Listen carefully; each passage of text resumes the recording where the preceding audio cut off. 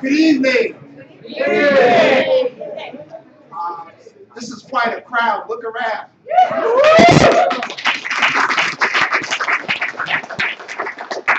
And of course, I think this says a lot about what time it is in our country.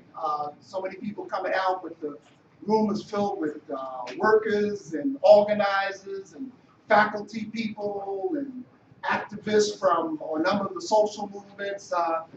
This is what democracy looks like in North Carolina.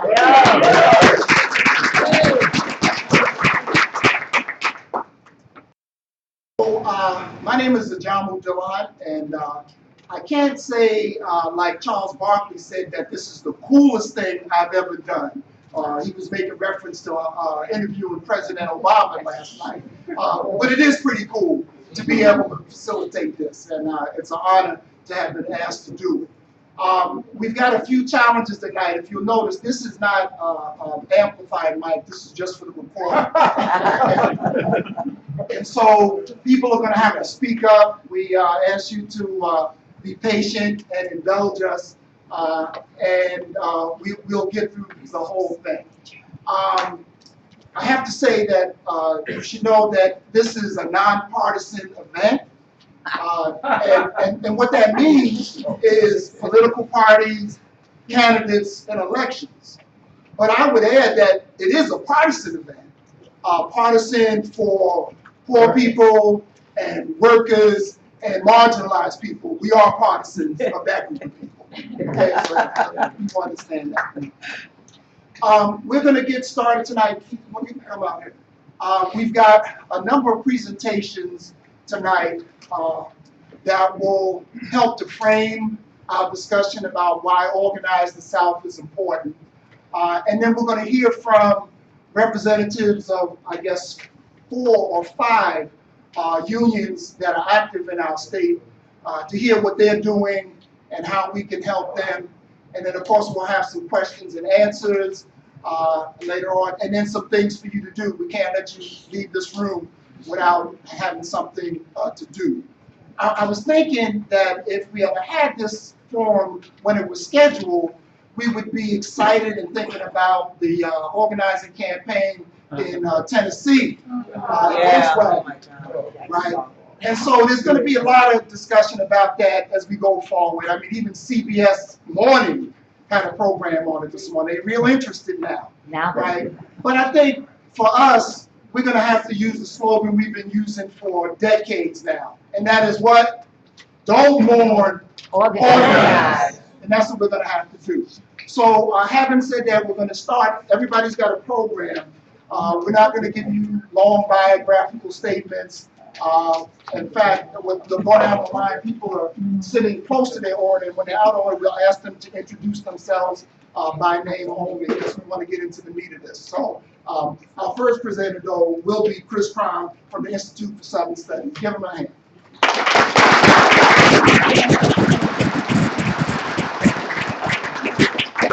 All right, well, good evening, and thank you so much. And how many people are back there trying to get in? Okay, all right. Well, we have a great crowd, and this is great because this really is to have an event like this talking about organizing in the South. Again, my name is Chris Crom from the Institute for Southern Studies. We're a group founded by civil rights veterans in 1970. And a media and research center, we've been very closely tied to worker issues and union organizing campaigns in the South. Some of these, and I did, let's see if this works. Oh, what just happened? I'm trying to juggle a bunch of electronic devices at once here. Thing on the side. A recipe for disaster. There we go. So some of the campaigns that we've worked at the Institute, the United Mine Workers, who here has seen the documentary Harlan County, USA? Yeah, classic about the mine workers' struggle and Duke Power and the national campaign there. The Institute was involved with that. Another one was the J.P. Stevens campaign, textile workers in the South. Who here has seen the movie Norma Ray? All right, and I didn't want to put that picture up there, but you already know that one. And then down here are some other ones that are more contemporary with the Charleston Five, the dock workers in Charleston, South Carolina, that were persecuted for their standing up for the Longshoremen's Union in South Carolina. We're also very involved with the Farm Labor Organizing Committee's previous campaign, working with Mount Olive Pickle Company. Yeah. But one kind of central theme to all of these, you may remember, and those of you who know some of these campaigns, was about how they drew in the community. Really, one of the central themes was about how they reached out to the community, reaching out to the public, and trying to build support, broad public support for unions as a social movement in the South, not just oriented around the workplace or a particular job site, but as a broader social movement for democracy. And that's the context I'm going to talk about. I think we're all probably going to talk about the history, the tour de force, kind of looking through some of the key trends and issues that we see looking at unions and organizing the South today. Oh, gosh. Bob, you're the one who... which Press one? the side, the side. This one right here? No, no, no, on the side, the right side. There we go. So, talking about that history is important because too many conversations about organizing labor in the South begin and end with a chart like this. This is the number of people, percent of people who are members of unions, employees who are members of unions in the South. And of course, it has a depressing kind of going through and realizing, of course, number one, you see where we stand in North Carolina, of having, this is the least unionized to the most, seeing where North Carolina stands, but also, too, the concentration of southern states. And we also, some of us, we also kind of have an understanding about some of the history. Although what's interesting is you see how we have the lowest union representation. This is a chart showing the decline in union representation nationally. And you see how other states are becoming more like the South, right? And so when Wisconsin went through the big battle about public sector workers having bargaining rights, or Michigan about right-to-work laws, it was pretty much welcome to our world, right? Here in the South. And you see in the southern states, we didn't have as much to lose. But the rest of the country, you see the sharp declines and how the rest of the country in a way is becoming more like the South. We know also part of the reasons about how that's happened. The right-to-work laws, which were passed in the 1940s, this is a chart of the states that have those right-to-work laws. I think an important part of that history, we've written about at the Institute, how those weren't just anti-labor, those were also Jim Crow laws, right? It was kind of a response to the fear of the gains in black power, black economic power after World War II, and the fear of a black and labor alliance after World War II, and anti-communism. And those kind of swirled together in the 40s, the right-to-work laws, right-to-work for less laws, that you can become you don't have to join a union, but you can have the benefits of it. And that leads to the low unionization, which also corresponds very closely to, this is the poverty belt, where you find where most number of people living in poverty. And so it's a low-road economic strategy. And in fact, there's a historian named James Cobb who says that there's really been two features of what the South has tried to do in terms of bolstering its economy really since the 1930s. One, paying companies to come to the region, right? These tax abatements and subsidies and giveaways, but also two, basically ensuring that it'll be a union-free environment. That's the sell of trying to get industry into the South, both companies within the United States and, of course, increasingly, like we saw with Volkswagen, abroad. And that really was the story behind a lot of what happened with the UAW Volkswagen campaign in Chattanooga, Tennessee, the vote that just happened on Friday that John was referencing. So you saw, first of all, now here's the vote. Now, what were some of the headlines you saw after the vote? What did they say? Was this a big defeat? Stinging defeat. Stinging defeat. Titanic defeat. Epic defeat. Well, here was the vote. 712 of the employees voted against the union. 626 voted for it. And what that means is you can't see because it's behind Ngaz's head. If 44 workers had changed their mind and voted the other way, what would the headlines be then? Historic victory for labor in the South. Signaled a new day for labor in the South, right? But instead, these were the headlines that were treated to about the devastating epic defeat. But I think that really says something. Of course, it was important, not only for the 1,500 employees at that plant, and also symbolically about UAW trying to have a victory at Volkswagen. But I think also it was, there was it's easy to overstate it. I'm going to get toward that at the end about the need to look long term at these campaigns. But let's think again about that strategy. Paying companies to come here and ensure they're going to keep unions out. Well, let's look at some of the rhetoric in Tennessee. One of the things the United Auto Workers tried to do with Volkswagen is have a neutrality agreement, right? The VW would not actively and publicly oppose the union, and there were some concessions that the UAW made on the same side. Well, this is one of the state legislators. This is what they thought about that neutrality agreement.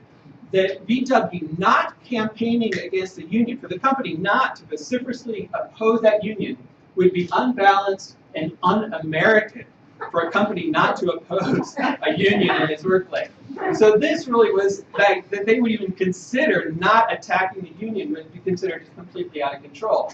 They also threatened to take back those tax breaks, $500 million in tax breaks that Tennessee had given Volkswagen to move there. They were saying, well, if you vote in the union, we may take those back, even if the company itself wasn't going to support the union. But then also, there was the last, job blackmail, which everybody who's been involved in a union campaign knows that it happens anywhere. But I think it's especially effective in southern states where you have struggling communities, scarce jobs, that threat of job blackmail. So one of the junior senator from Tennessee, Bob Corker, said, well, he had it on good authority that Volkswagen was going to open an SUV line, but they wouldn't do it if the plant went union. VW said, oh, we never said that, but that was part of the threat. So job blackmail, that if you did have a union, future jobs would materialize. Think of the amount of fear and stress that would create in a community when you're trying to build those community ties that are so important to Southern labor campaigns.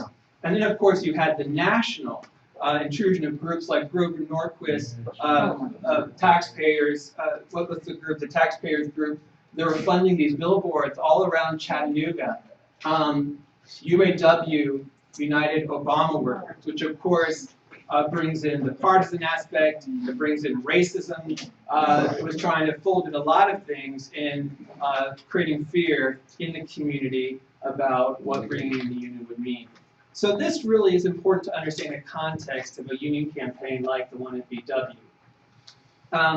So I want to switch now, with just a couple minutes left, to the kind of political context that I think we should be thinking about when we look at organizing in the South. And one of the key things is the South really is the most important political region in the country today. The center of political gravity in the country is shifting to the South, which means it's not an option to not have a Southern strategy, right? The region is too important. It's the fastest growing region in the country, as you can see from this chart about one of the fastest growing states. It's also, so today, that means political power, and so today, 1/3 of electoral college votes it takes to elect a president come in southern states, right? So it's just not an option not to have that southern strategy. In terms of who's making up that growth, it's newcomers. And we know the story about new immigrants, both migrants from other parts of the country, but also the rise of immigration and how fast that's changing southern communities.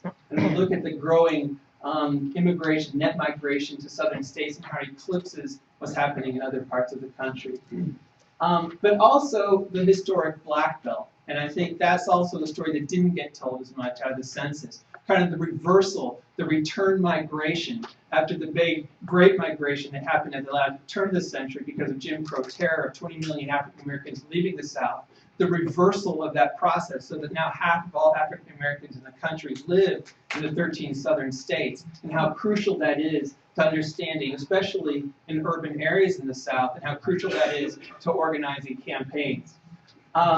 And how, when you look at, and I'm just going to finish this in 30 seconds, but it's the transition, you hear about the changing demographics of the South, when you have people like Lindsey Graham talking about that where the Republicans are a demographic death spiral. I would say that's not only a political reality, but it's also a labor reality. When you look at the demographics of who's most receptive to unions in the South, that's why they have to fight something like the VW campaign so hard, because it's not just about that one plant, It's not just about the growth of the auto industry in the South, it's also about the changing demographics in the South, the growing political strength of people of color communities, and how they're ripe for organizing. And so workers will always be ready to organize in the South. It's whether or not labor has a strategy to address and engage them.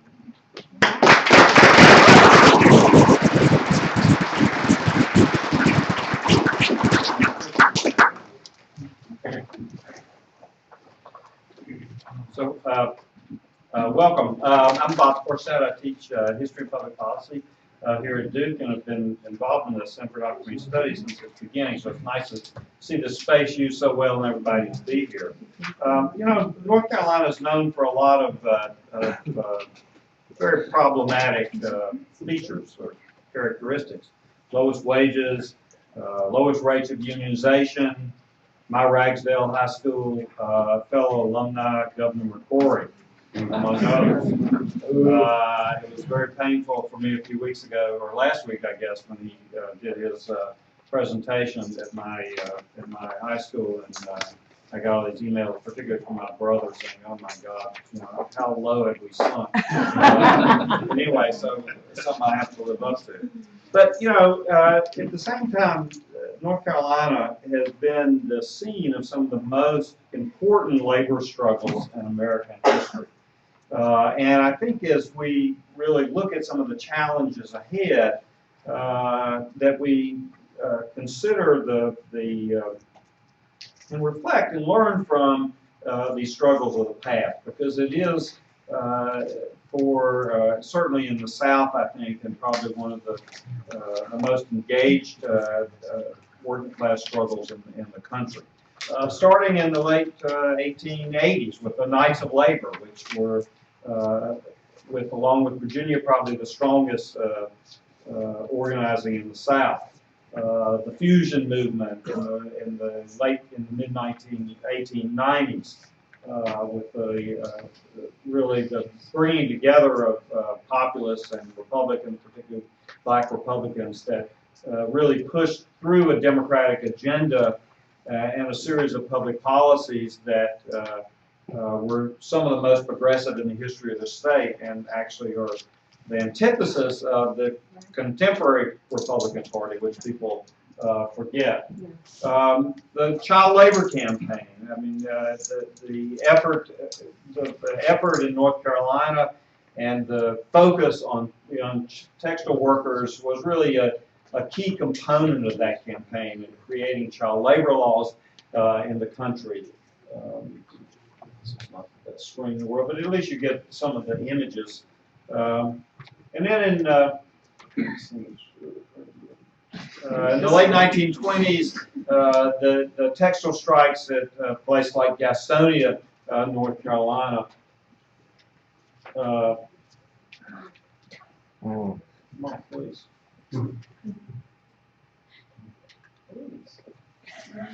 John, the strike in Gastonia, North Carolina, which was another effort and this is something that really doesn't get remembered so much about Gastonia, a real effort at biracial labor organizing, and the Communist Party was very involved in that and very cognizant of the need to do that, as they had been organizing in the South. In 1934, the General Textile Strike, which was at the time the largest walkout of workers in the United States, and tens of thousands, maybe hundreds of thousands of North Carolina textile workers left their jobs. I don't think there's a picture that I can't find that's of Durham, North Carolina, which is actually one of the real hotbeds, and with daily parades during the strike, with carrying American flags and arguing for shorter working hours, longer, higher wages. Again, another scene from the 1934 textile strike. I love this caption up here: "We'll hold this line till hell freezes over." And if you notice, and this is a theme, a really important theme in North Carolina history, labor history, is the prominent role that women activists and leaders have played in that struggle. And this is a young group of women workers.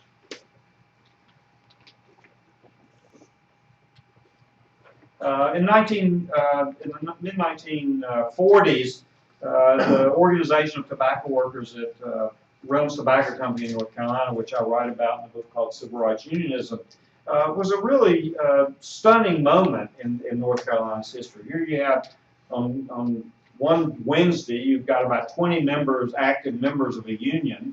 There's a sit-down strike on Thursday, and by that next Monday, you've got 6,000 to 7,000 mostly black workers, but several hundred white workers who signed union cards, paid their union dues, and are in the process of creating a militant, black-led, interracial union in the heart of coming right-to-work state. Again, this is the executive committee, black and white workers, men and women, young and old. These are skilled and unskilled workers, a really incredibly democratic environment. Again, led by and really powered by women workers and women leaders. Helped elect the first African American to win an election against a white opponent since, I think, 1898 in North Carolina, one of the first in the South since that point. Involved in a major strike in 1947 against Reynolds Tobacco Company that draws international attention. The union settles, not entirely they didn't get everything they wanted, but a really important campaign in North Carolina. This organizing drive actually provokes North Carolina to adopt the right-to-work laws in advance of any other state in the United States. Even before Taft-Hartley, they're getting their directions for the National Association of Manufacturers, and the presence of such a militant union pushed forward that particular law, which we're still dealing with today. One of the things that grew out of this was another organizing campaign. It was part of Operation Dixie. 10,000, mostly, entirely African-American workers in eastern North Carolina, working in small leaf houses in Rocky Mount and Wilson and Greenville and many other towns, joined the food and tobacco workers. And this union really held on for many years, helping negotiate better wages and working conditions. So, I mean, here was another really powerful moment of insurgency in North Carolina.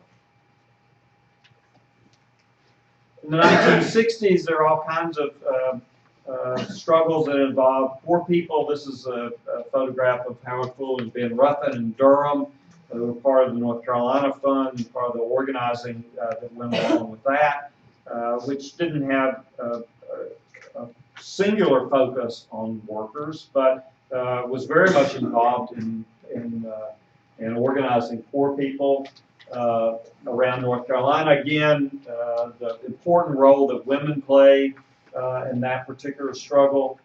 Eastern North Carolina, sharecroppers and domestic workers organizing together in the North Carolina Fund.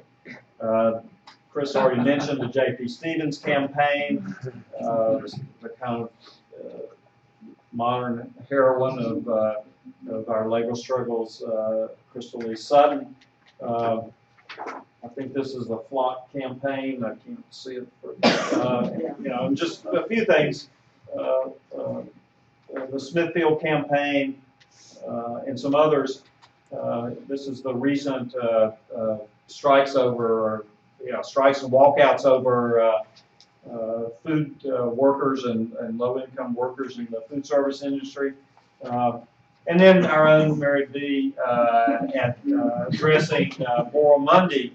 And, what's been really powerful, I think, is the incorporation of all these different groups in the Moral Monday protests and the Forward Together movement.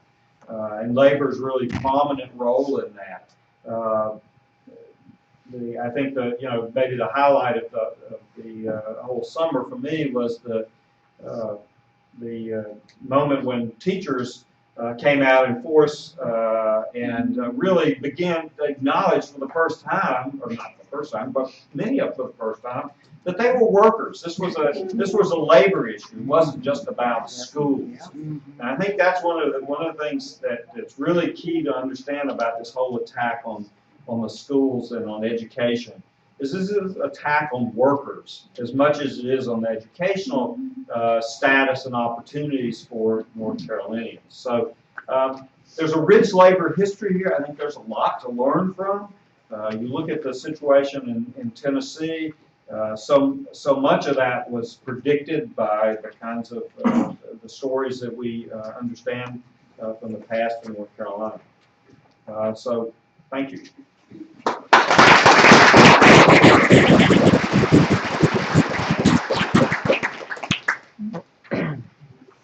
Good evening. Good evening.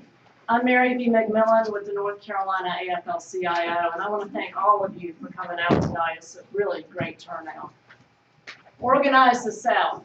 That's my mantra. It's what I say over and over again, because I believe that for the labor movement and for worker justice, it is organize the South or die. Everyone agrees that the labor movement's at a crossroads. Union busting is rampant. Workers are earning less and less, and CEOs are getting richer and richer. There is no question that labor is facing a crisis. But there is a question about what the future holds for our movement and for workers. I think if you want a glimpse of what that future might be, just look at the South. Everybody has already said it. This is the place where we have the lowest wages, the most poverty. This is where companies come to exploit their workers. This is the birthplace of the Tea Party and right to work for less. Folks in New York or California may wonder why they should care about the South.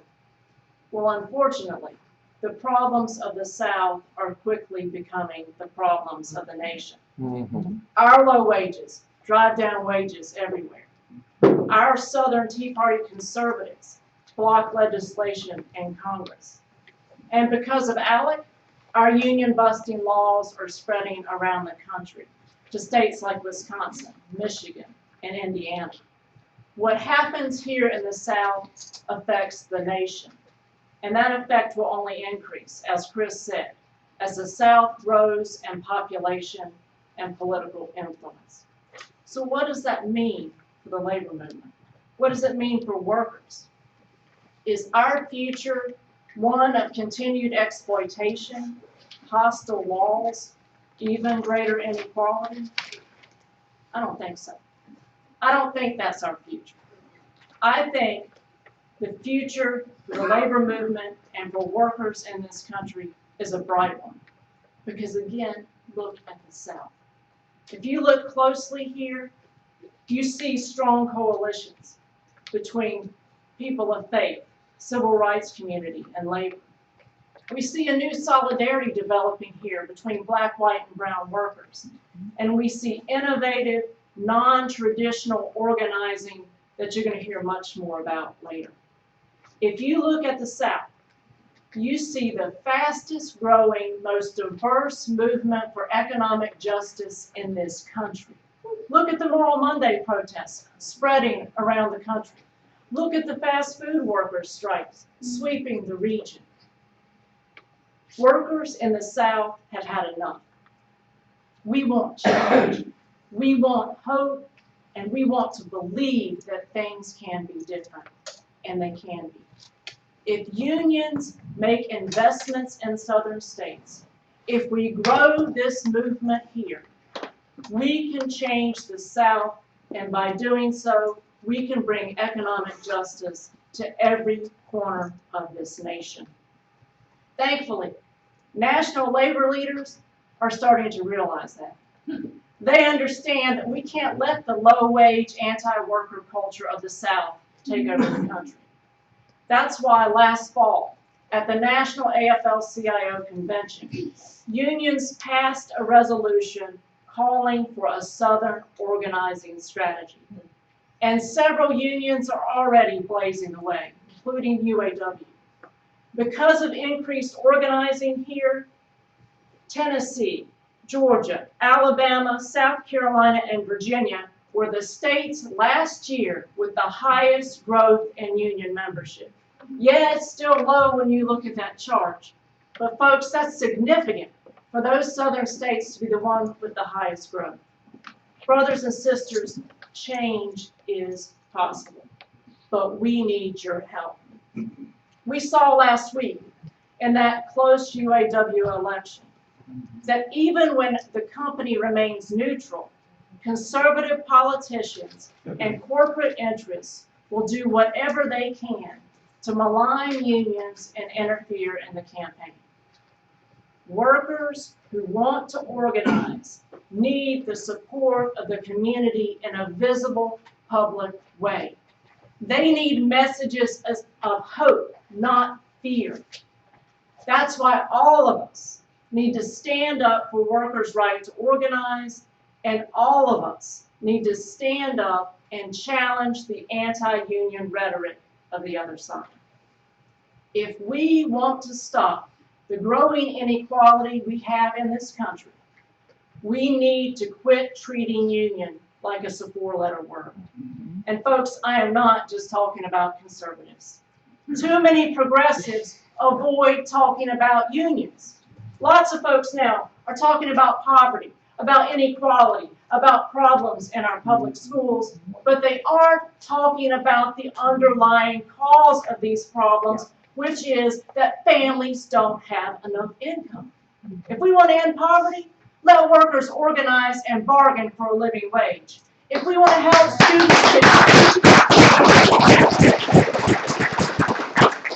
students to succeed in the classroom, let their parents be able to work one job and earn enough to support their families. We need to spread the word that a union card is the best anti-poverty program around. Union workers earn on average $200 more a week than non-union workers. That's $10,000 more a year. Let's do something about inequality. Let's make sure workers can organize and bargain for their fair share. If we do that, we can change the balance of power, not just in our economy, but also in our democracy. Research shows that for every percentage decline in union density, there is a corresponding 0.4% decline in voter participation.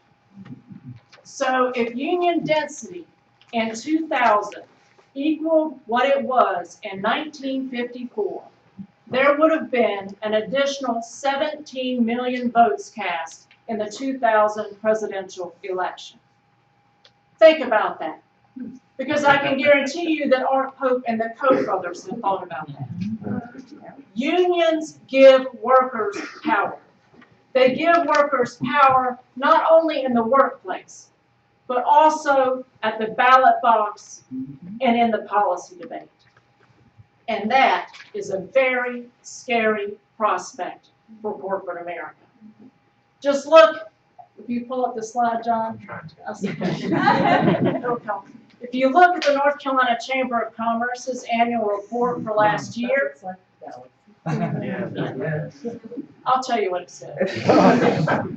The one thing the North Carolina Chamber highlighted, saying that big business was up against this year, the one thing they talked about was labor's effort to organize the South. They cited this article from The Hill that says labor will embark on an expansive organizing campaign in America's union-scarce South that, if successful, could bring about serious political upheaval. Serious political upheaval. That's mighty scary stuff for the 1% who engineered this inequality. But oh, how exciting it is for workers. I don't know about you, but I'm ready for some political upheaval.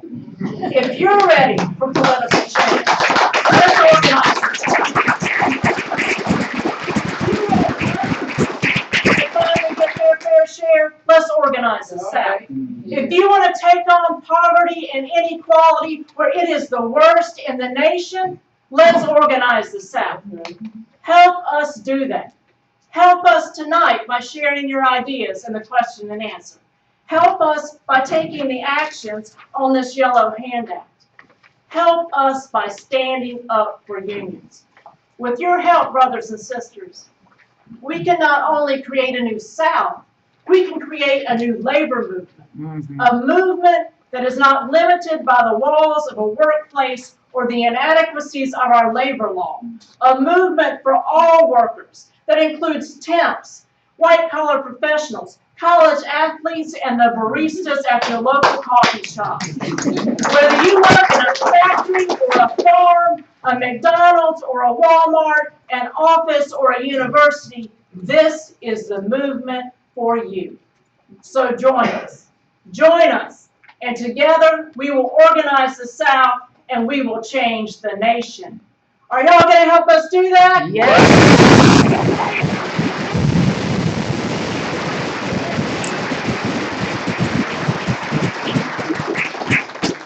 So before we move to our next speaker, again, let's thank our three framers for getting us started.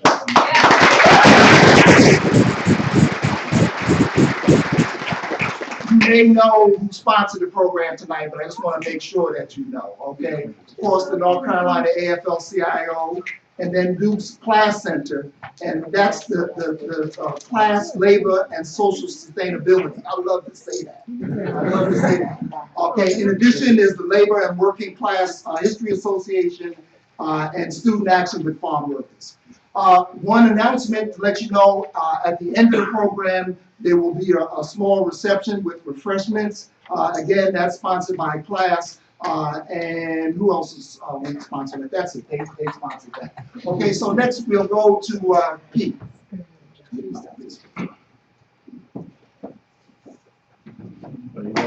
Good evening, everybody. Good evening. My name is Keith Ludlow. I'm the proud president of UFCW Local 1208 in Tar Heel, North Carolina.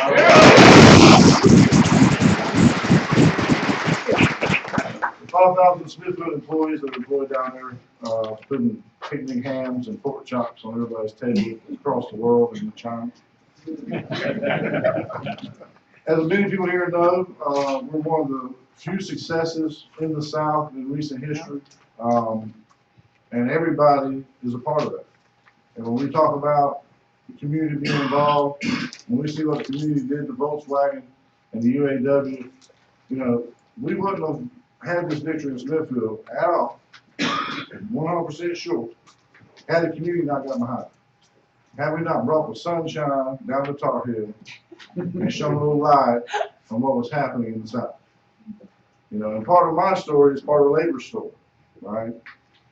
Many people here know that 1993 is when I first started working at the facility. I was raised in the South. I ain't doing nothing about it. But after I started working there, after serving in Desert Storm, you know, there's things that I've seen happening in there, but there's no damn way that as somebody that stood for this country and what we stand for, not what we are, but what we stand for and what we hope to become, right? That we would allow workers to be treated like that. I've seen the fingers come off, I've seen the arms come off, I've seen the deaths, right? What happened in these plants, especially in the slaughterhouse. But in 1993, I seen what was happening, and I said, no, I can't stay in this condition. And the United Food and Commercial Workers had a campaign. I became involved in that. Shortly after that, Smithfield became aware that I was involved in that. And said, we no longer need your services. Against my rights under federal law. I said, oh. You sent me over there. I had scuds blowing up over me. I ain't running from you. And thank God the community didn't run. The United Food and Commercial Workers didn't run. And 12 years later, I was reinstated by the federal courts. Wow.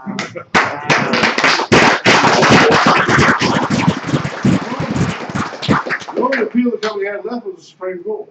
And they didn't want to hear this case. They've heard it for years. There's well-documented history on what happens to work. Right? The 12 years, my story wasn't a good story to tell workers when I went back in that plant. Man, we're glad you're here. We're glad you're back. But man, 12 years, I got a family to feed. Yeah. So in a way, they were successful, and that's what companies do, and that's what workers, just like the workers that we're trying to organize in the Mount Air Poultry, the 2,000 workers down there in Lumber Bridge, that will be filing charges against, because they're doing the same old game. But you know what's different? We know their playbook. We've seen it. It ain't gonna work no more. But we got a different dance that we dance nowadays, and we learned it at Smithfield.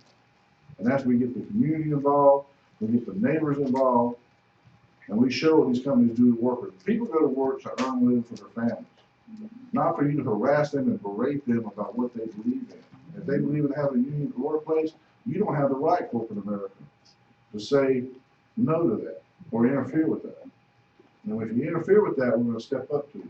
No longer in the South are we laying down no more. Okay, it's on. It's a war on workers. Smithfield was just the start. I've spent 4 years getting stewards involved, getting infrastructure in our plant, and now we're ready to start focusing on other facilities, other workers. So there's no difference in what the workers in Tar Heel are, or the workers at Mount Air, or the workers at Purdue. Okay, we've declared that organizing the South is the only option we have. We are on the endangered species list.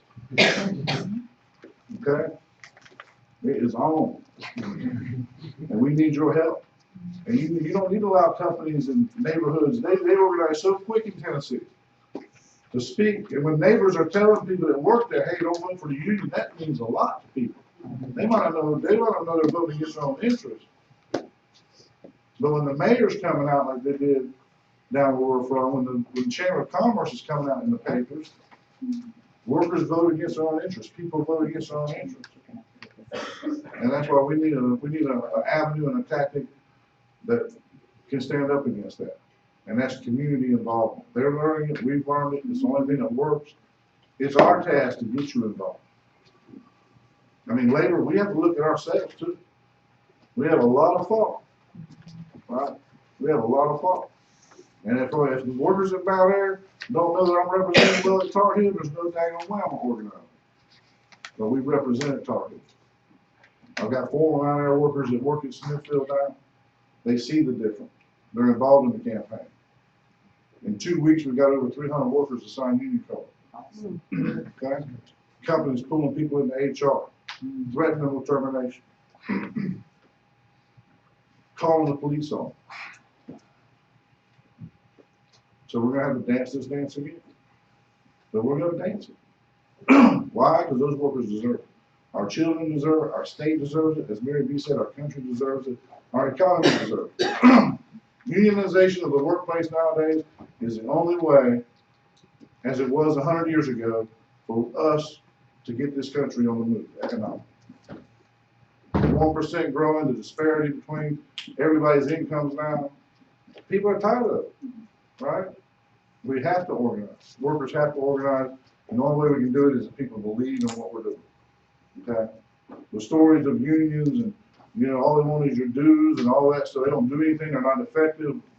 Fine. Let us show you what we do now. Let us show you how we register 200 workers in the workplace to vote in one afternoon. We got 5,000 workers in Tar Heel, and those 5,000 workers are not going to sit still. We're not going to allow it to happen. When we get to 2,000 in Mount Air, we got 7,000. There's another 2,500 in Purdue. That's in Southeast North Carolina. Workers in Raleigh and Durham and Charlotte and everybody, we're going to be coming together. The things that Reverend Barber's doing this morning on Monday is bringing everybody together. Everybody's fed up. Why are you fed up? Look at the decline in unionization. And the decline in unionization is not because of unions.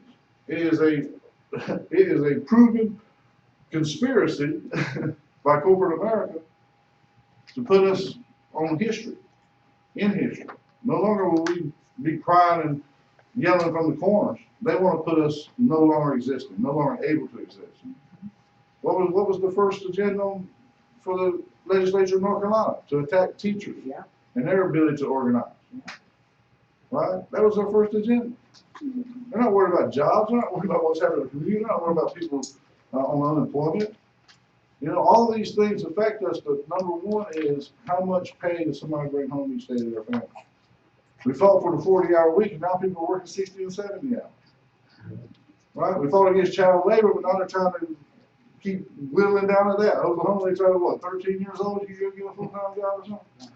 I mean, all these things, we're not evolving, we're revolving. We're going right back. You know, it's just a circle. And we gotta stop the spinning. Right? And the only way we can do it is, and this right here, I mean, this is what I've been waiting on, right?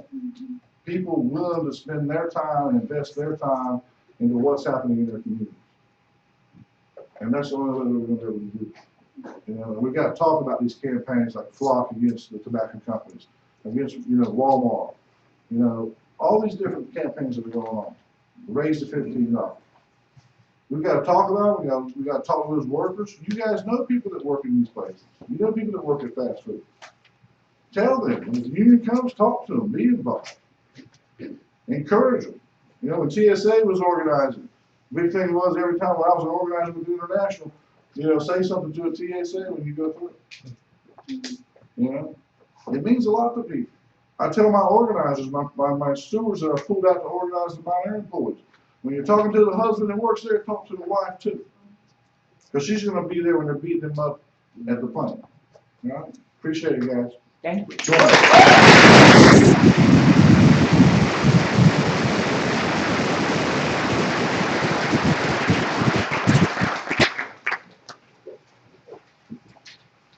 We'll try to set that there. Oh, okay. Over here. Appreciate that. My name is Justin Flores, Vice President of Flock, the Farm Labor Organizing Committee for Farm Workers Union in North Carolina. Our office is in Dudley, right outside of Mount Olive, near Goldsboro. It's great to be here. Some of you know this is the home of SAF, Student Action with Farm Workers. A group that's done a lot of work to get youth involved and to spread the word, to educate people about what's going on and where their food's coming from and where that tobacco is coming from. Because unfortunately, not a lot of us know about where that's coming from. Not a lot of us know about, we talk about these anti-union laws being passed in Wisconsin and North Carolina and everywhere that farm workers have never had the right to organize. The story that Keith told, which, that's a tough story to tell to get people motivated to do something about organizing. But if Keith was a farm worker, he wouldn't have a 12-year appeal process. He would have no appeal process. And that's largely the reason that farm workers are still making poverty wages. The farm workers that are out working with no overtime, long days in the August sun, picking tobacco, largely have no workers' compensation insurance. No benefits. I mean, I really, I'm going to try to keep my comments brief, but I encourage people to get educated about who's picking that tobacco and who's picking those tomatoes, and who's picking those cucumbers. But our union, founded and led by Valdemar Velasquez, our current president, has always said that there's really two things that we need to look at to focus on to empower workers to change that situation. And that's self-determination through worker organization and corporate responsibility.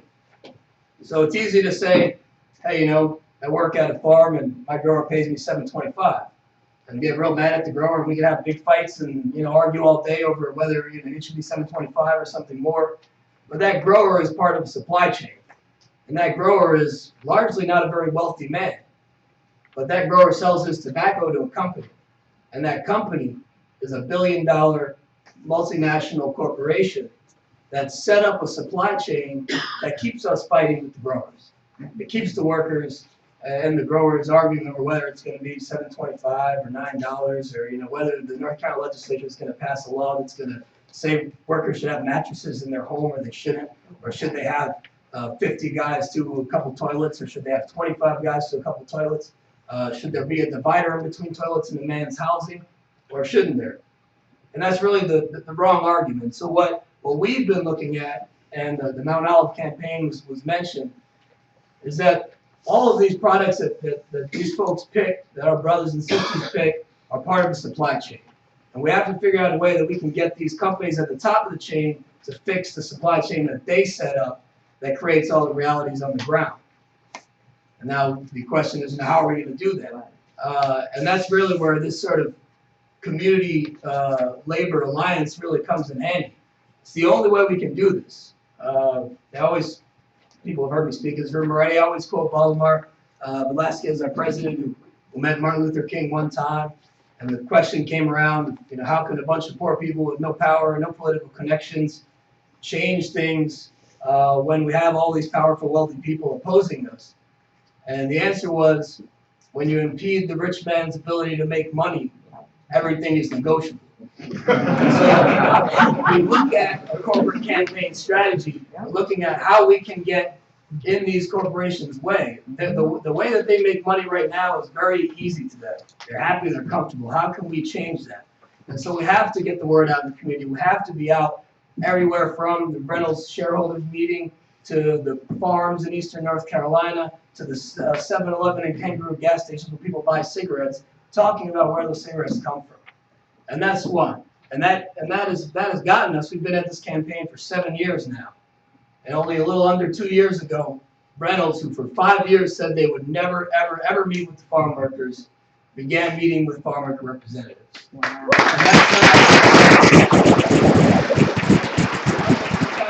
And that's against the wall, but for that to happen, that's something big. Now, that's not one yet. We have a lot of work to do to make them actually change the supply chain. One of the big pieces that I really want to talk about today is this summer. The self-determination piece is really, really important. For farm workers to have a union, you look at a plant with 1,000 workers, and we're looking at 100 plants with 100, 200, 700 plants with 5, 10, 120 workers spread all throughout the state of North Carolina.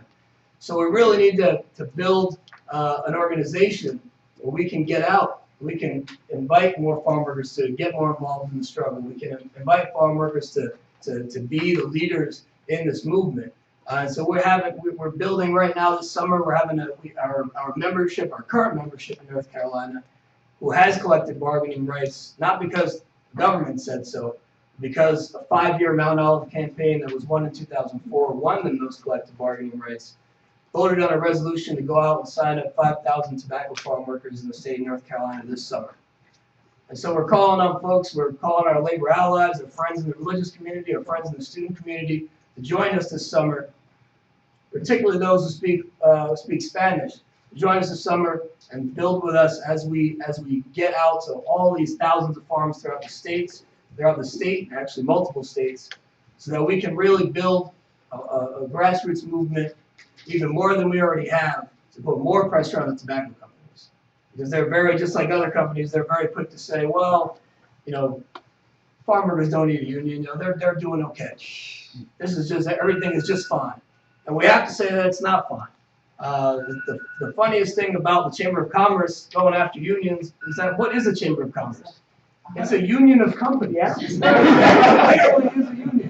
So we have to stop this. We really, I'm going to stop. My time is up. I respect that. But really, let's look at those yellow sheets. Let's build afterwards. Let's build in discussion because we have a lot of work to do. I'm looking forward to it.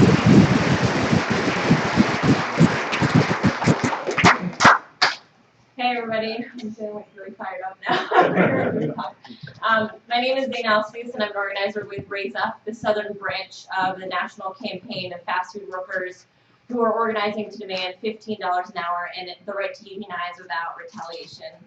So as many people in this room probably know, the campaign began in the fall of 2012 when about 200 workers, fast food workers in New York City walked off their jobs. Since that time, the campaign has spread all over the country, and our most recent strike on December 5th actually was in over 100 cities, and it was in cities in states including Georgia, Tennessee, South Carolina, North Carolina, and Virginia. So those states, as many people in this room will probably know, are not necessarily regarded as hotbeds of modern worker organizing, which I think leads right into the message I want to send today, this inspiring event, and that we as a campaign have never set out to follow the status quo of typical union organizing. We organize first and foremost from a movement lens, with an emphasis on community unionism, as some other speakers have mentioned. And in fact, the reason why we as a campaign have expanded so quickly into the South is primarily because of the organizing momentum that was started and led by the North Carolina NAACP and the progressive forces that had led to the now prolific Moral Monday movement. And I want to give due credit to their leadership, and that has made so much room for other movement sectors to develop, including the low-wage worker organizing. So how did workers get to this point? So in the past few decades, it's no secret that the manufacturing industry has been largely decimated due to globalization in the U.S. So the U.S. economy has become increasingly dominated by service sector and retail employment, marked by extremely low wages, high turnover, high productivity, which has led to ginormous profits from now iconic major multinational corporations like Walmart and McDonald's. So today, some of the largest employers in the United States are Walmart, McDonald's, and Yum! Brands, which includes KFC and Taco Bell. So the reality is labor has changed in America. And to be frank, what I would say is that we currently have what is, and what, for the next few years, what is coming to be a national low-wage crisis.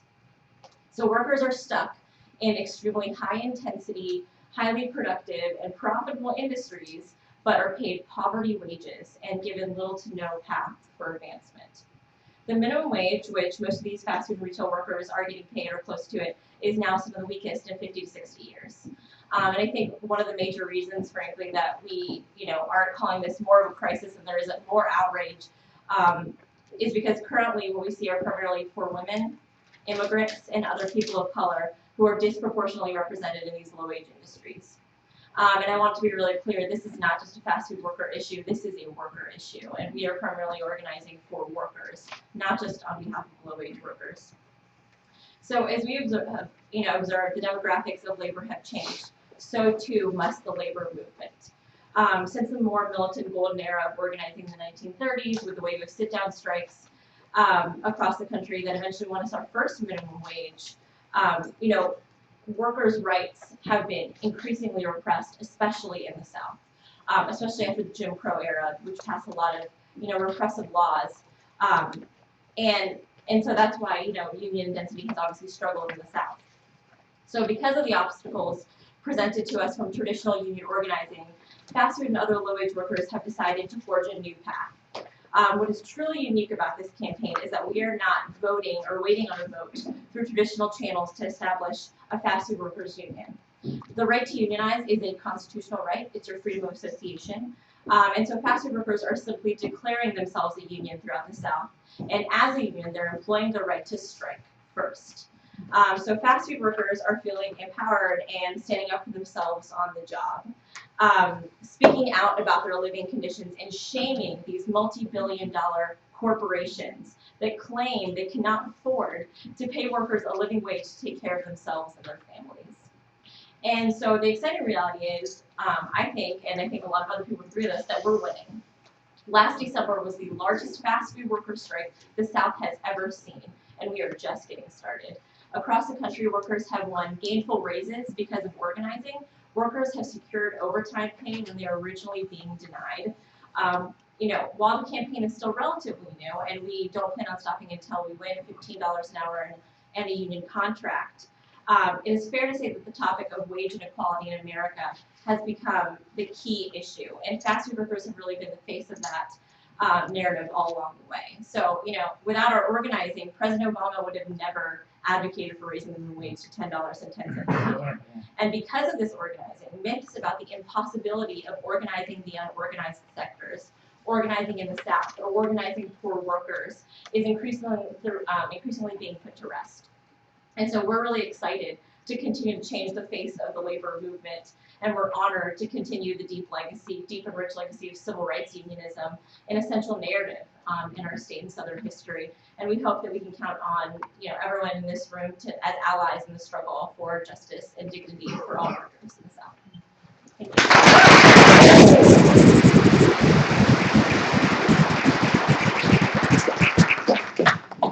Yeah, my name is Angaza Laughinghouse. I'm proud to serve as the president of the North Carolina Public Service Workers Union, UME Local 150. That's the United Electrical Machine Radio Workers Union. And also proud to say that for more than 30 years, one of the members of Black Workers for Justice. And I just want to tell you, I felt very uncomfortable coming through back doors. That's something that you know, our people had to deal with for a while, and I'm just glad everybody had to come through. But more importantly, I want to just highlight the fact that the Federal General Accounting Office stated that there's more than 7 million public service workers who have been denied or don't have statutes that grant them the basic democratic fundamental right to collectively bargain. For those of you who are not familiar with what collective bargaining is, it's when workers decide on a representative to collectively negotiate the terms and conditions of their employment in their workplace. And it's not unusual that you know, 12 of those 13 states were 2 million of those public service workers who were denied that right, are right here in the southern region.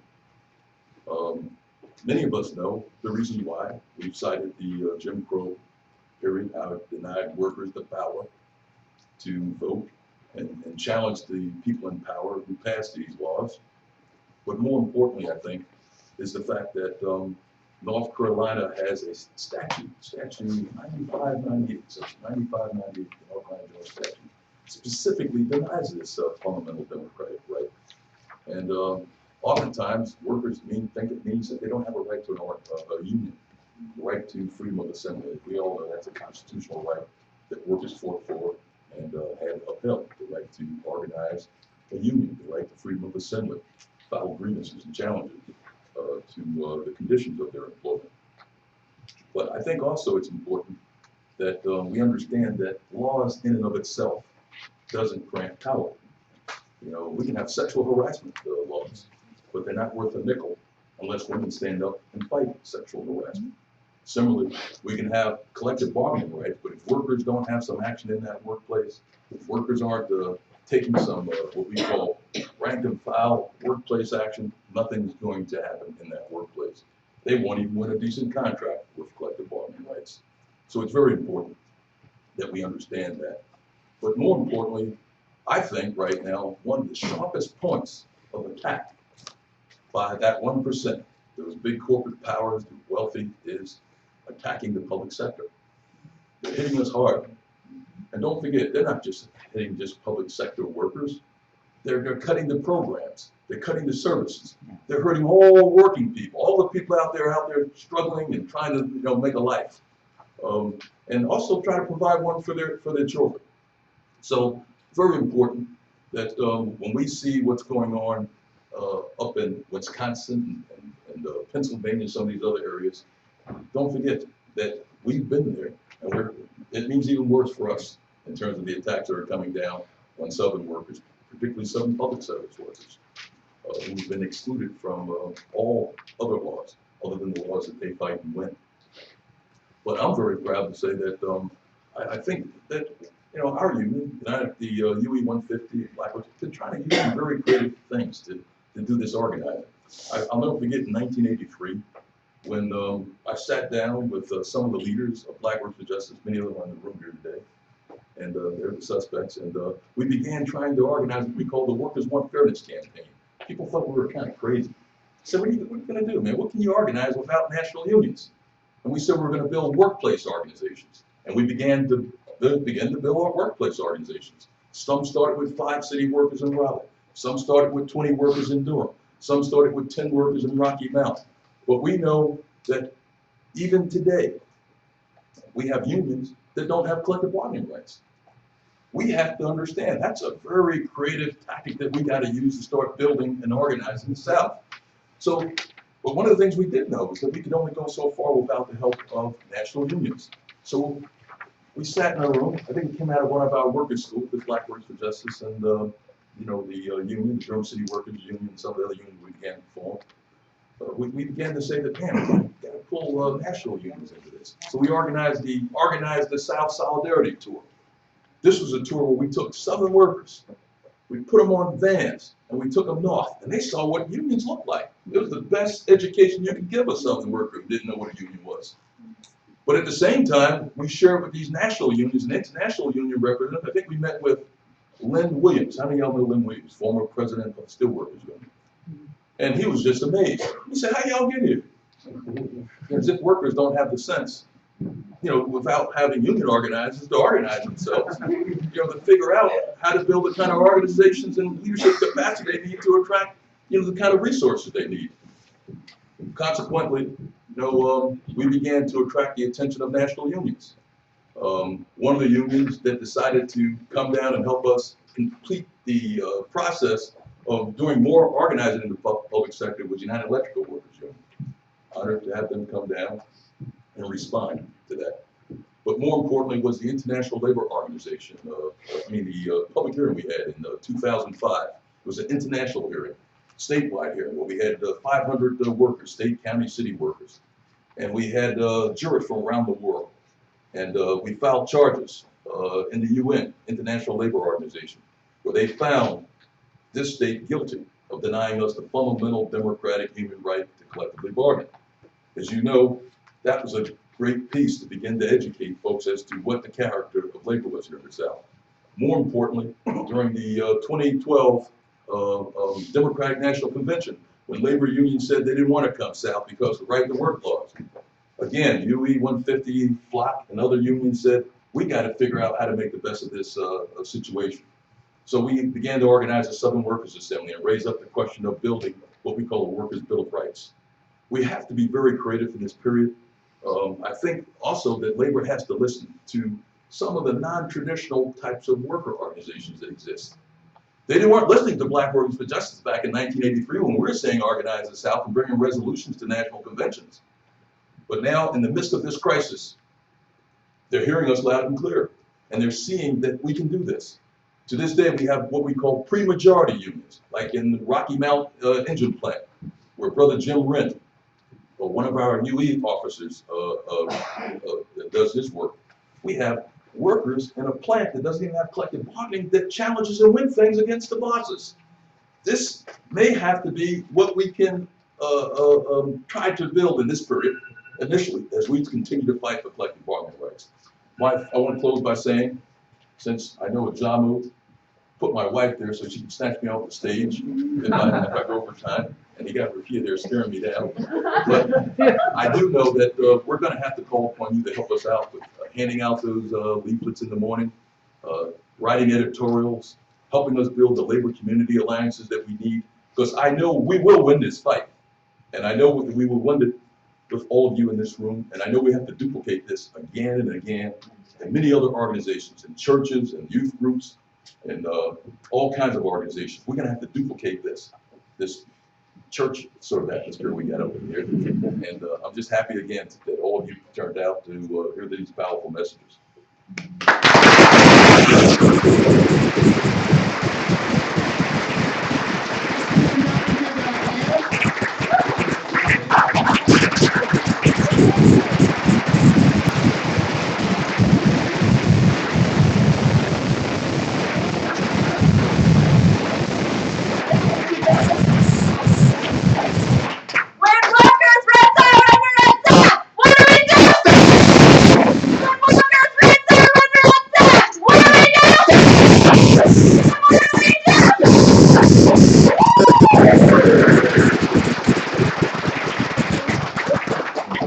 So we got some time for some questions and answers.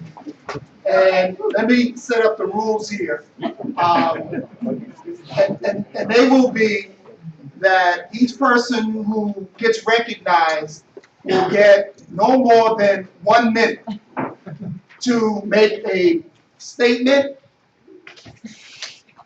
or to ask a question, preferably to ask a question, but it's your decision. Okay, clearly we're not going to be able to get everybody in the room answer. This is a room full of engaged people, organizers, and so don't feel bad if we don't get to recognize you.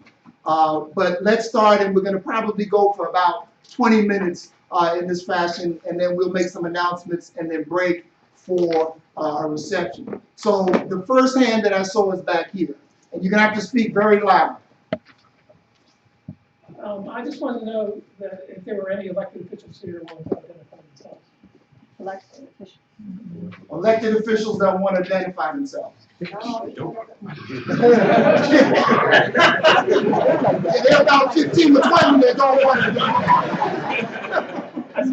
thought I'd make that. No, we should be fair, we should be fair. Somebody mentioned ALEC. It seems like a lot of the activity now is focusing on state politics rather than national politics, especially in North Carolina. Speaker Tillis was ALEC Legislator of the Year a few years back, and we see these ALEC policies in all these states, the right to work, the war on women, abortion, etc. How is that affecting the labor movement, and what can we do about that?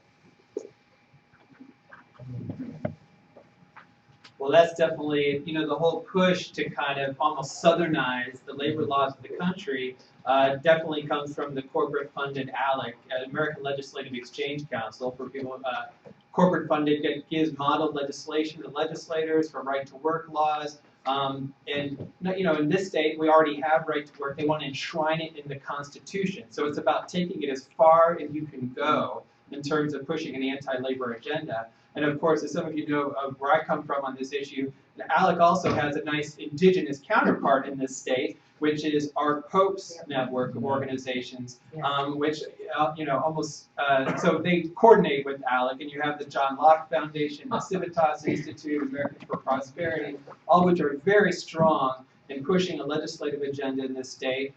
Use that ALEC-type legislation, but have a strong North Carolina voice that's, of course, very powerful in the legislature today, of course, with Mr. Pope being the budget director in the state. And I'll just say that, nationally, the labor movement recognizes that a lot of the battles now are happening on the state level. I think that we still need to convince them that they need to invest more money in southern states for our legislative fights and our political races.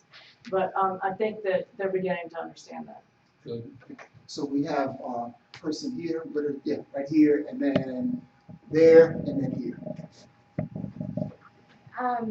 So one of the things that really resonated with me was Mr. Andaza-Lockinghouse's question, what's sexual assault policy if women don't stand up and have the power to actually take advantage of those policies? And I'm kind of taking that and thinking about the fight for the minimum wage increase on a federal level. So what's a higher federal minimum wage if workers don't have the power to continue to push for that, right?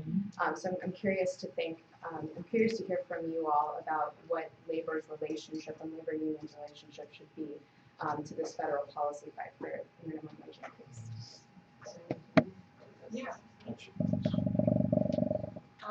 Yeah, I'm really glad that you asked that, because I think that, when people are trying to help this worker organizing and want to be an ally, some might immediately go to, well, okay, let's just raise the minimum wage.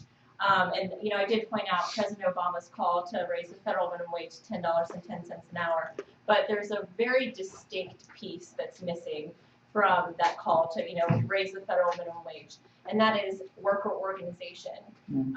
So wages, once they're raised, can remain stagnant, as we've seen with this current minimum wage for years. So the issue isn't just the wages that are stagnant, but rather the workers have no voice to actually argue for a living wage. And so a lot of the workers we're working with are not just single kids, which a lot of people kind of manufacture that about fast food workers. A lot of them, for example, are parents. And if you were a parent of a child, $10.10 an hour is not enough to live on. And so we are really clear that when we're organizing, we're not just organizing for $15 an hour, we are organizing for a union. I think it's really important for allies to always bring that piece up.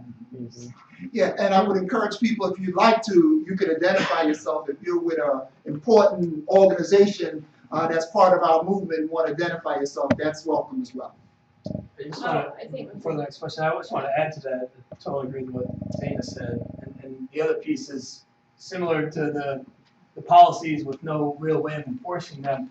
For example, in the instance of farm workers, there's a million ways to steal people's wages. And the fact that there's a law written somewhere in Washington, D.C. that says somebody needs to make a certain wage does not mean that they're going to get that wage, that they're going to get paid for every hour they worked, that they're going to get the benefits that belong to them. And so the worker voice on the job is really key to implement any sort of federal minimum wage or any other policy that improves conditions in the workplace. Yeah, just one comment.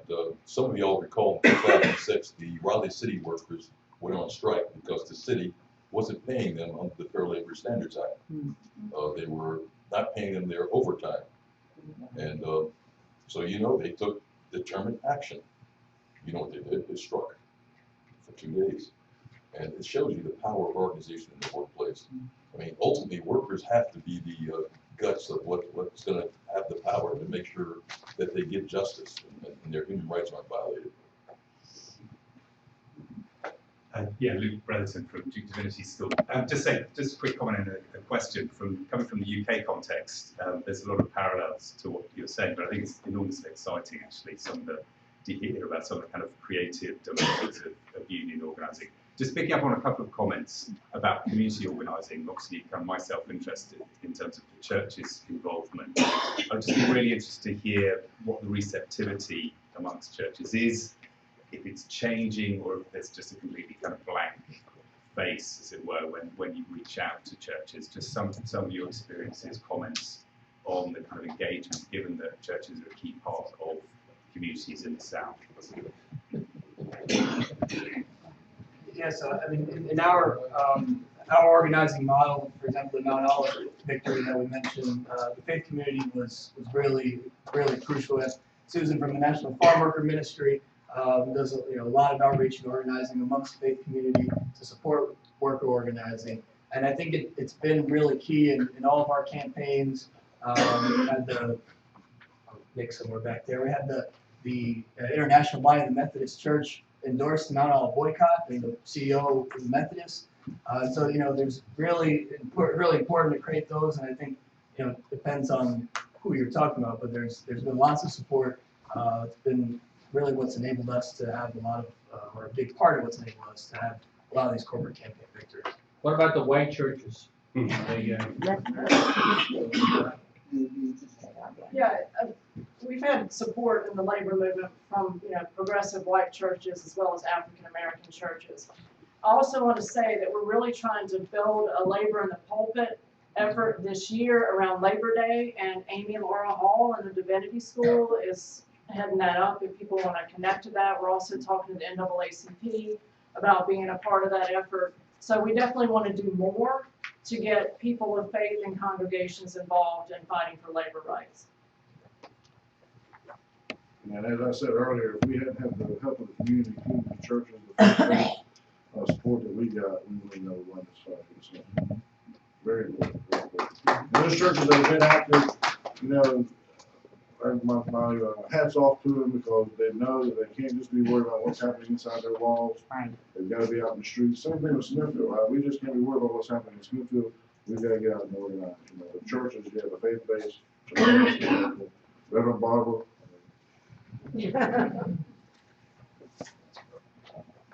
Yeah, I wanted to add really quickly, I think for us, with our campaign, to echo what everyone else is saying, I think in labor campaigns, sometimes it really does take a voice of a reverend or a preacher to really add that kind of point of morality that really exposes the crises that exist. And I think for us, you know, the crises of low wages and what kind of morality is at stake for mothers who can't feed their kids on certain wages. And I know we've really been helped a lot by voices like Reverend Barber and Reverend Gaylor from the North Carolina NAACP, Reverend Johnson from Beloved Community Center. So we have been very closely relating to leaders of faith.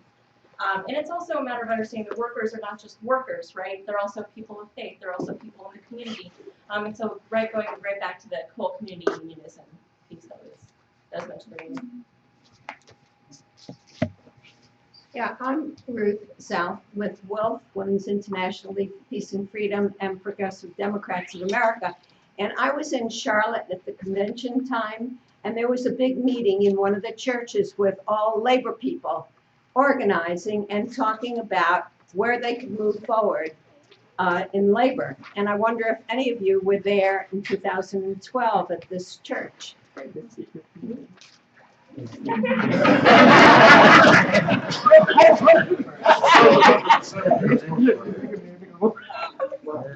One answer. Yeah, well, that was the Southern Workers Assembly. Gaza mentioned that Keith was there, Justin was there, just a bunch of other people. And it's a kind of rank and file effort.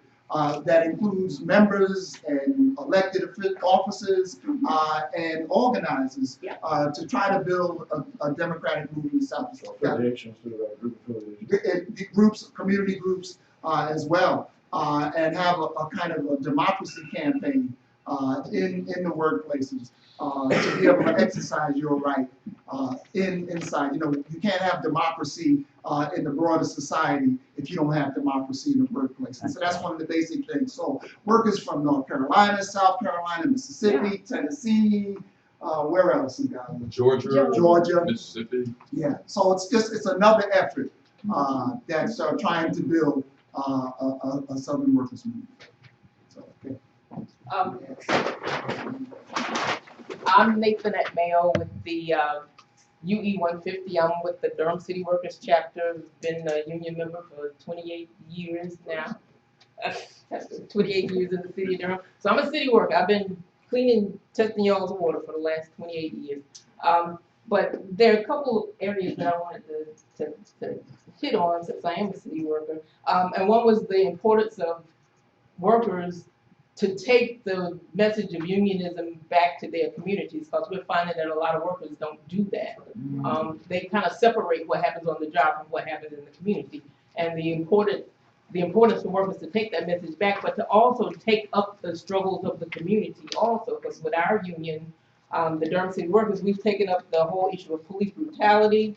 In our budget proposal that we make each year, we put those issues in that proposal. We look much more broadly than at wages, what goes in our pockets, even though that's important too. But you know, what happens in our communities, we've taken up the affordable housing here in the city of Durham, pushing the city council to add a cent to the taxes to make sure people have affordable housing. Volunteering in schools, we run 40 hours a week. 40 hours a year to go into the schools to volunteer. And when I go, I'm talking about unions and what a union is, and that's the reason I'm here in this classroom. Public transportation, affordable public transportation, and we've also, our union was the first one to raise the whole thing of participatory budget process here in the city of Durham, and they're slowly moving towards that, that people say what they want in their communities and what they want to make priority where their tax dollars go in their community. So it's important that unions do that. But I was in a Burger King and had a really good discussion with all the people in the store about the Raise Up campaign and the raising of the wages to $15 an hour. It was phenomenal because it was captive audience. The manager came out there and he actually started, because he was talking about people walking out of McDonald's, the workers walking at McDonald's, and that you know, I don't want to offend anybody, but he laid out his opinion, which gave me the opportunity to lay out my opinion. And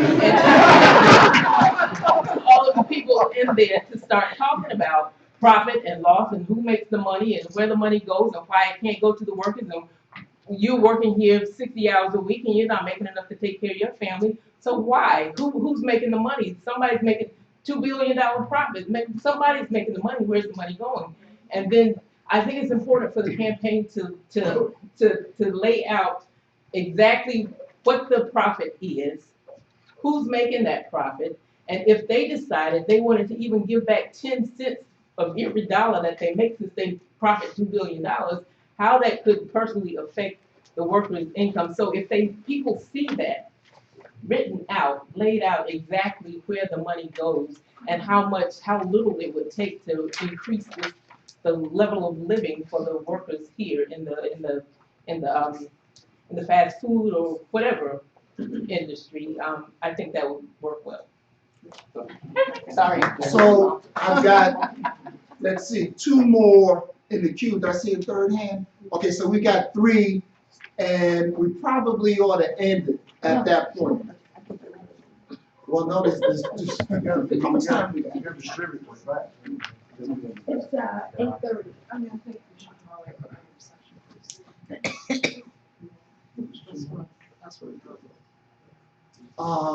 So let's make it quick. Perhaps these are brief statements. Perhaps. I'm a healthcare worker. I live in Winston-Salem, and I'm sure it's no surprise I'm not unionized. However, that industry, to me right now, seems it's a prime place to be unionized because you don't see exploitation any greater or where profit for people comes and when it's a life and death situation. And as a member of Healthcare for All NC, which is an advocacy group for universal healthcare, these two things mesh when we all talk about community unionism and or community organizing and organizing in the workplace. I can just tell you my anecdotal evidence of how much it's needed, but how much people are open like they've never been before in the last couple of years. They've been outsourced. We have housekeeping folks that have been outsourced by a big multinational for-profit group, same company in my place, and the big healthcare corporation down the street, these big hospitals, food service, transport, and these groups are exploiting to the max. And everybody knows right on up, these divisions in the labor force are seeing that it's happening to them, and then we see it go up, up, up. It keeps getting the next group, the next tier, and they're knocking them off as flies. We've had big layoffs. We had hundreds of folks laid off about a year and a half ago. We organized some demonstrations outside the hospital, and I happened to be on the inside of the hospital. People were so enthused to know that somebody was going to fight back. This is a prime place for organizing right now. And the thing is, we don't have Medicaid expansion in this state. What a great way to link these things together that we're with the patients. It's about a humane way to live and to treat each other. And I think we could unite. I know healthcare workers where I came from, there's 10,000 just in my hospital. They know this is going on, and they're excited. So anyway, I just feel it's an opportunity. If you all have any ideas, I heard small groups doing things, but people are fired up. So we've got one more question here, and then we're gonna end with some announcements and a little bit of culture. I want to talk with you. Yeah. My name is Tony Vestal. I'm a temp employee. My thing is, I'm a big fan of unions. I would like to see bricklayers and allied craftsmen union here. I would also like to see a laborers union here. I would also like to see a United Steelworkers union here for manufacturing workers like myself. I would like to see that here. And like the gentleman was saying here, it's advertising. I would like to see that advertised more. I would like to see those unions advertised more. And I'm a big fan of all the unions, but I would like to see those unions advertised more. Mm-hmm. Thank you. And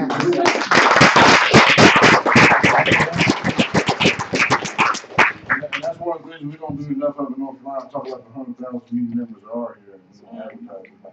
Yeah. We gotta wear our colors. Yeah, number 7 on the yellow sheet.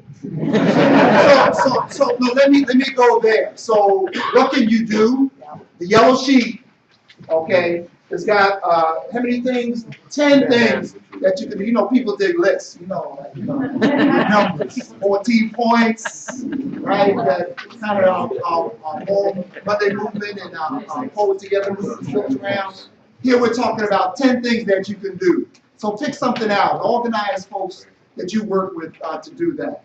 The other thing, the AFL-CIO is establishing a campaign to reclaim the union label. How many people remember that? Like, let's buy the union label. Yeah, we got some old timers up in here. Well, it's coming back. It was a good thing. We need to do it again. If you're interested, see Jeremy. Okay, who's here? Raise your hand, Jeremy, please. If you're interested in that. And then some of you might have gotten a reading list. There's a reading group on economic inequality. Okay, and people need to be a part of that. It's got about 15 dates on there now, but it's going to be changed to a schedule of 3 meetings. And if you're interested, you can contact John or Ryan, and their numbers are on the bottom. Their email addresses are on there, so you want to be a part of that. Okay, so thinking in the spirit of the recently deceased Pete Siegel, who kind of put an underpinning for some culture for our movement, we're going to close out with 2 things for culture. First, we're gonna ask MaryBe, how many people were at HK1J? So this may be something you've heard already, but I don't care. So we're gonna hear a poem from MaryBe, and then Nathan Mayo from the Fruit of Labor is gonna lead us in a song, and then we're gonna break up and talk to each other and eat food and go home. Okay? So MaryBe. And organize the following day. Yes. We're gonna talk. Why do workers organize? We organize because there's too much corporate greed and we have families to feed. There are so few jobs, no decent wages, inequality tops the news pages. CEOs earn more and more while the rest of us grow poor. The bosses want their workers cheap, meek and docile like sheep. They move their companies south, hoping we won't give them any mouth. Well, imagine their surprise as they watch the South arise. From the mountains to the sea, black, white, and brown agree. Now is the time to take a stand for justice throughout this land. That's why we'll organize every workplace, every town. And there'll be no stopping us, no backing down. In the face of our unity, injustice will crumble, it will crack, and victory will be ours. Forward together, now.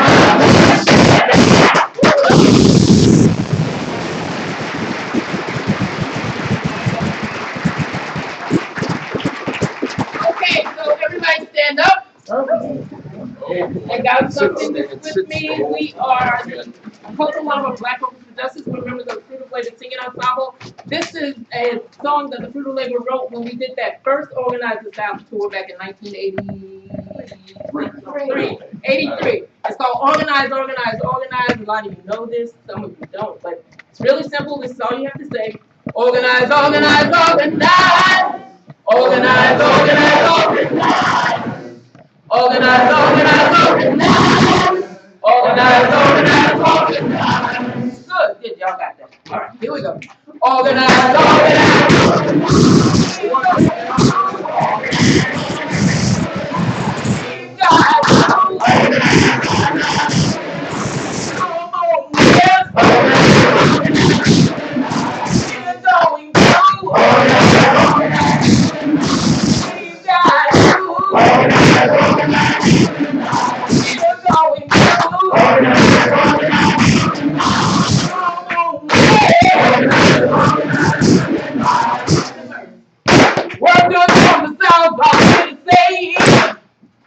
the time is right, let's organize today. We're tired of being used as money. Get up, stand up, wake up, we'll be doing more. We want to organize. It's going through.